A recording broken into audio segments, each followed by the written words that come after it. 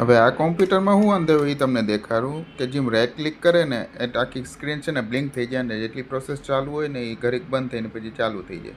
હવે આ પ્રોબ્લેમ કેવી રીતે થાય અને સોલ્યુશન શું છે એ હું તમને આમાં દેખાડીશ.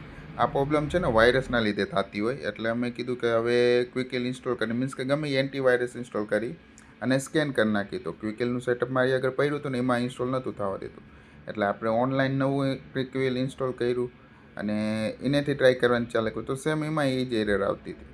તો પછી વિન્ડોઝની જે સિક્યુરિટી હતી ને એ અમે ઓપન કરવાનું ટ્રાય કર્યું.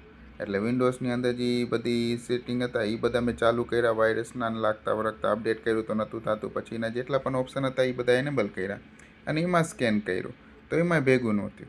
પછી પાછું ક્વિકલ મેં સેટઅપ નવું ડાઉનલોડ કર્યું મારા પીસીમાં અને પછી એનેથી કર્યું તો એનેથી પ્રોપર ચાલુ થઈ ગયું અને આ તમે જોઈ શકો છો એનું રિઝલ્ટ.